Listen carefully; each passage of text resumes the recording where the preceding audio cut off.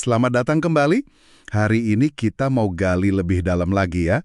Fokus kita di kitab Roma, pasal 3 ayat 1-8. Kita pakai bahan analisis teologis yang udah Anda siapin. Betul, sumbernya dari dokumen Roma.pdf itu. Oke, misinya jelas ya. Kita pengen ngerti inti pesannya soal apa sih kelebihan orang Yahudi, terus gimana kesetiaan Tuhan itu nggak goyah meskipun kita, manusia, sering nggak setia. Dan gimana ini semua ujung-ujungnya nyambung ke keselamatan. Keselamatan sebagai anugerah buat semua orang lewat iman. Yuk kita bedah argumennya Paulus di sini. Nah, kita langsung aja ya. Ayat 1 tuh pertanyaannya langsung tajam ya kan? Iya, nusuk gitu. Jika demikian, apa kelebihan orang Yahudi dan apa gunanya sunat? Kayaknya Paulus udah nebak nih bakal ada yang nanya gini. Tepat. Dan di ayat 2 Paulus jawab, kelebihannya memang banyak. Yang paling utama yaitu karena firman Tuhan dipercayakan ke mereka. Tapi, nah ini penting banget dicatat dari analisisnya. Status istimewa ini, ya, itu nggak otomatis jadi tiket ke surga gitu aja. Oh, jadi nggak jaminan ya? Enggak. Status aja nggak cukup. Tetap perlu respons iman yang tulus. Menarik.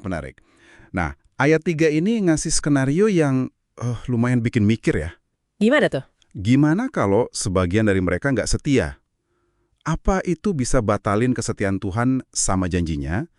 Wah, ini pertanyaan berat loh. Dan jawaban Paulus di ayat 4, wah tegas banget. Sekali-kali tidak, gitu kan? Iya. Yang menariknya di sini tuh penekanannya di kesetiaan Tuhan yang absolut, nggak goyah sama sekali sama respons manusia.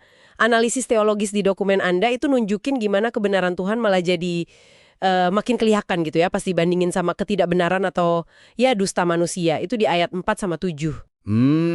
Kontras gitu ya jadinya. Betul. Tapi Paulus langsung, nyanggah keras di ayat 5-8. Dia bilang, jangan mikir kalau ketidakbenaran kita bisa nambahin kemuliaan Tuhan, terus kita jadi boleh berbuat dosa. Oke. Jadi nggak bisa tujuan menghalalkan cara gitu ya? Sama sekali nggak bisa. Pikiran, ayo kita berbuat jahat biar yang baik muncul itu, ditolak mentah-mentah. Tuhan tetap adil kok pas ngehakimi dosa. Oke. Jadi kalau gitu, keistimewaan Yahudi nggak jamin keselamatan. Terus kesetiaan Tuhan juga mutlak. Apa artinya ini buat kita semua? Terutama mungkin buat Anda yang dengerin, yang bukan keturunan Yahudi secara fisik. Nah, disinilah analisis Anda nunjukin satu ironi ilahi yang luar biasa. Justru karena sebagian umat pilihan yang nggak setia, dalam kedaulatan Tuhan ya, pintu keselamatan malah jadi kebuka lebar buat bangsa-bangsa lain. Oh gitu. Iya, termasuk Anda, kalau Anda percaya sama Kristus. Ini bukan rencana belo, tapi emang bagian dari rencana Tuhan yang keren banget. Anda diangkat jadi anak-anak Tuhan. Jadi bagian dari apa yang catatan Anda sebut Israel rohani, umat pilihan Tuhan yang baru. Kayak yang disinggung di 1 Petrus 2 ayat 9 itu. Jadi umat pilihan ini, menurut sumber Anda, berarti kita dapat identitas baru ya?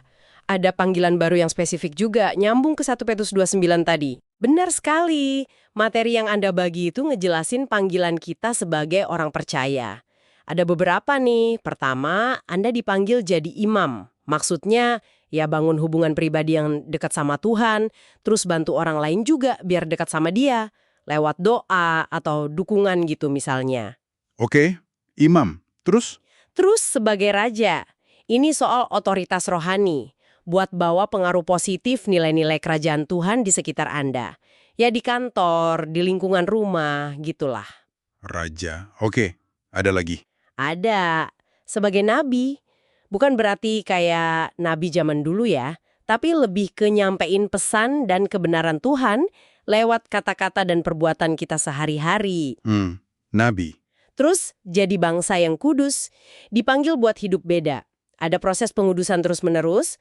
Lalu, umat kepunyaan Allah, fokusnya ibadah ya cuma ke Dia aja. Kudus milik Allah. Terakhir jadi pemberita.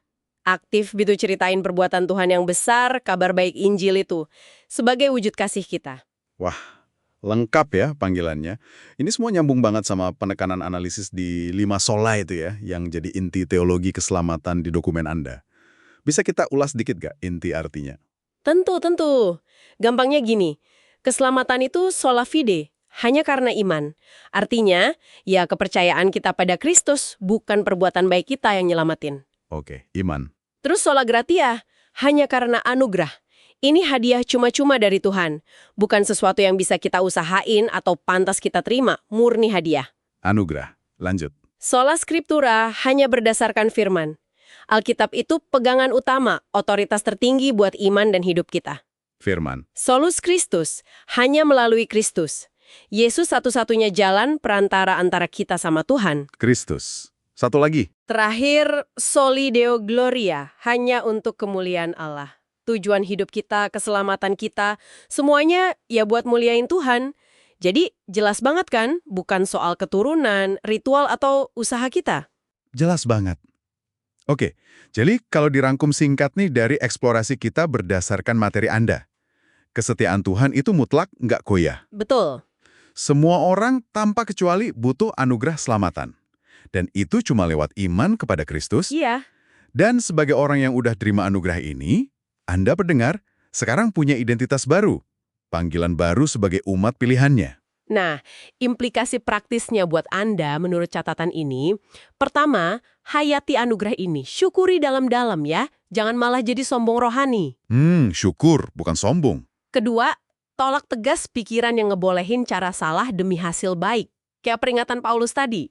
Nggak ada kompromi soal itu. Oke. 3, hiduplah sesuai panggilan Anda. Jadi imam, raja, nabi itu dalam keseharian.